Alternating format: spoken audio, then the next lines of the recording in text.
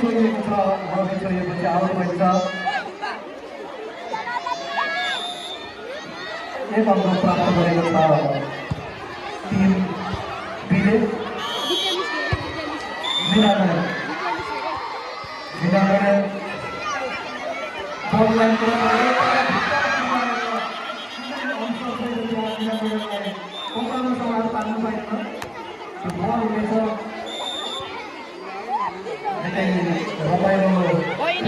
चलिरहेको छ।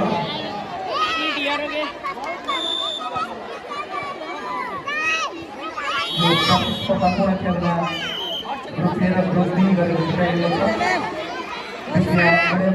रेडी गर्दै हुनुहुन्छ। गोलको लाइन क्रस गरिसक्नु भएको छ।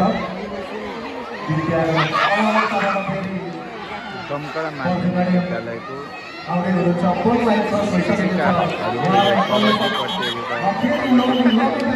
आउनुभएको छ।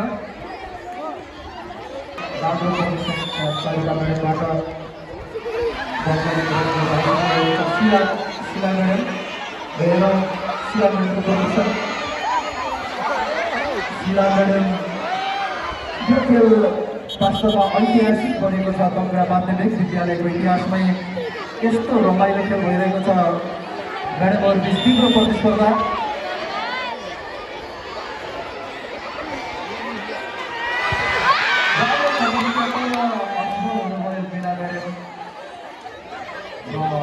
ग्रुप एले अङ्क थपेको छ। अब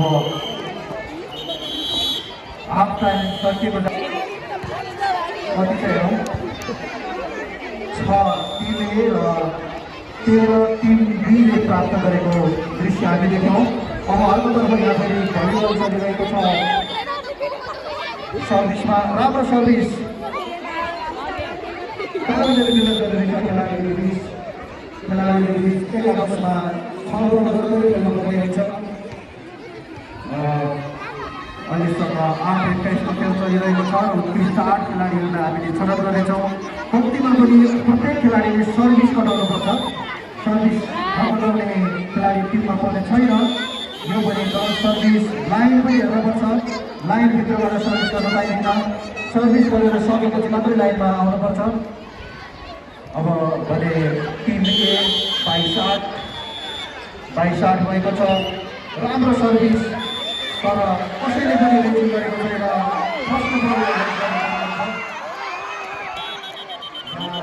विष्णु गोयल भएको थियो। सजिलै आउट गराइदिनु भएको छ। विष्णु गोयलको टिमले प्रजापति घिमिरेबाट योभन्दा अगाडि राम्रो प्रदर्शन गर्नुभएको थियो। प्रजापति घिमिरेबाट पनि टिम बी अगाडि छ खेलमा। कम्बर कसेरै खेलिरहनु भएको छ खेलाडीहरू।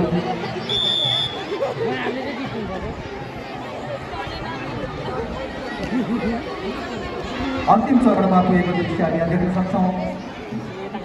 9-24 अब हेरौँ। अब सर्भिस अड्किएको छ। राइट छ। अब फेरि अन्त प्राप्त भएको छ। 10-24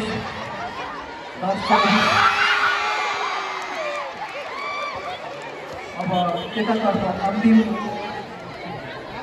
चरणमा छ भने अर्कोतर्फ फेरि ठुलो अन्तर छ। एउटा सर्भिस मिस्टेक भएको खेल।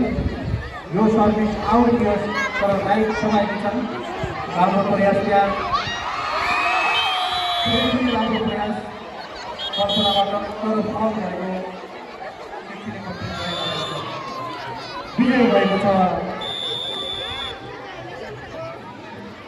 एउटा टिम। भने सेकेन्ड हाफको खेल चल्छ। यसपछि सेकेन्ड हाफको खेल चल्नेछ। अब फेरि म एउटा प्रहरी दिइरहेको छु। यहाँ निकै रमाइलो भइरहेको छ यो खेल। विष्णु म्याडम रिडिङ गर्दै हुनुहुन्छ। बलको लाइन सजिलै क्रस भइसकेको छ। त्यहाँ टाइम पनि अम्पायरहरूले टाइम पनि हेरिरहनु भएको छ। मलाई लाग्छ अम्पायरहरूको इतिहासमा पनि यो एउटा अविस्मरणीय खेल रहनेछ। पक्कै पनि निकै प्रतिस्पर्धात्मक खेल। विष्णु म्याडम हामी टक्रा माध्यमिक विद्यालयका विद्यार्थी मात्रै होइन शिक्षक पनि गर्छौँ।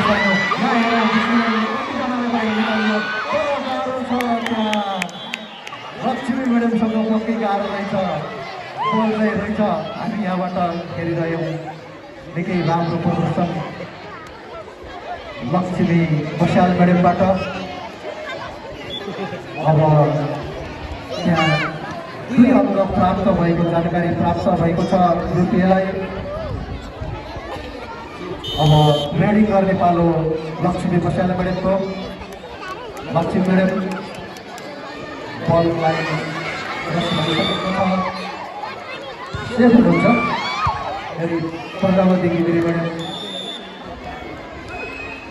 बल लाइन क्रस भइसकेको छ। प्रजापति घिमिरे म्याडमलाई विकेट सकेको छैन। अप्ठ्यारो भयो र प्रजापति घिमिरे म्याडमले विद्यार्थीलाई आउट पार्नु भएको छ।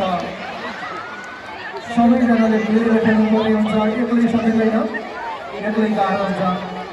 1 अङ्क प्राप्त भएको छ ग्रुप बीलाई। अब रिता सिवाल म्याडमको पालो रेडिङ गर्ने।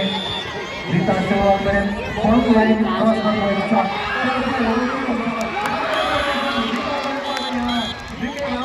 हामी देख्न सक्छौँ 2 जनालाई कतिजना आउट गराइदिनु भएको छ रिता म्याडमलाई।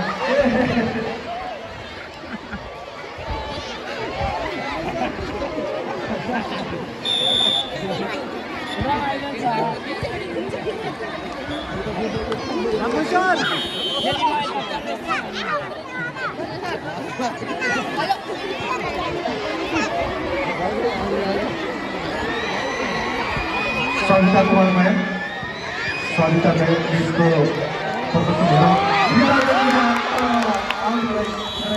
सविता मिसले अब टिम 25 ओभरमा पुरा खेल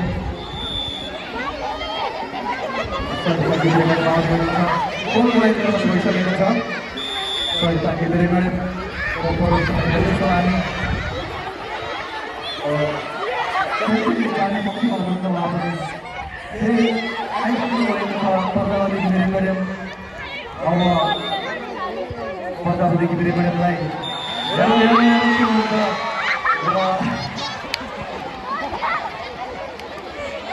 राम्रो प्रदर्शन प्रजापति घिमिरे म्याडमको उत्कृष्ट खेलाडीको रूपमा देखिरहनु भएको छ। निकै राम्रो प्रदर्शन मजा भएको छ।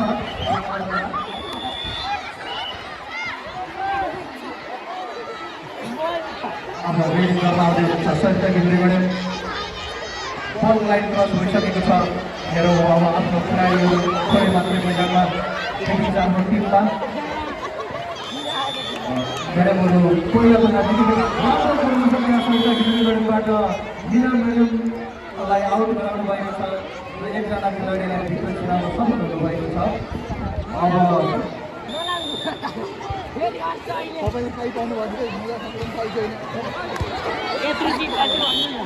अब सुषमा घिमिरे म्याडम यो सामूहिक खेल हो।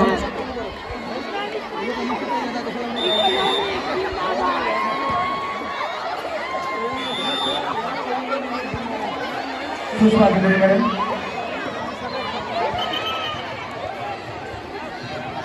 सुषमा घिमिरेलाई आउट भन्ने कुरा भएको छ। त्यहाँ ध्यान गर्नु होला।